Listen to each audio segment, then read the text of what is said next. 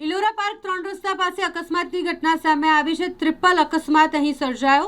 બે કાર અને એક બાઇક વચ્ચે અકસ્માત સર્જાયા, જેના કારણે ટ્રાફિક જામના દ્રશ્યો સર્જાયા હતા। અકસ્માતમાં કોઈ પણ જાનહાનિ નથી થઈ, જેના કારણે સૌએ રાહતનો શ્વાસ લીધો હતો, પરંતુ 3 વાહનો વચ્ચેના આ અકસ્માતને કારણે ટ્રાફિક જામ થયું હતું।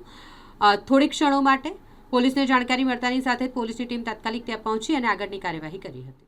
મારું નામ સંદીપ છે। હું અહીંયા સિગ્નલ પાસે ઊભો હતો, સિગ્નલ બંધ હતા, એક ગાડી આવી, મને પાછળથી ટચ થઈ અને હું પડી ગયો નીચે, અને આમ એક સ્વિફ્ટ ડિઝાયર હતી એને ઘસી નાખી, પછી આમ ટર્ન મારીને આ બધું ડિવાઈડરને અથડાઈને આ સ્વિફ્ટને ઘસી, આમ રિવર્સના ટાટા હતા। કોઈને વાગ્યું છે? એક કાકાને વાગ્યું, મને થોડું ઘણું પગમાં દુખે છે।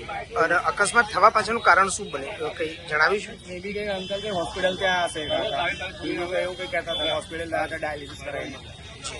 એટલે એકલા હતા ગાડીમાં? એકલા જ હતા, એજેડ હતા બહુ। મે બી બની શકે એમનું બ્રેકની જગ્યાએ એક્સિડન્ટ પુશ થઈ ગયો, પ્રેસ થઈ ગયો, બીજું કંઈ નહીં।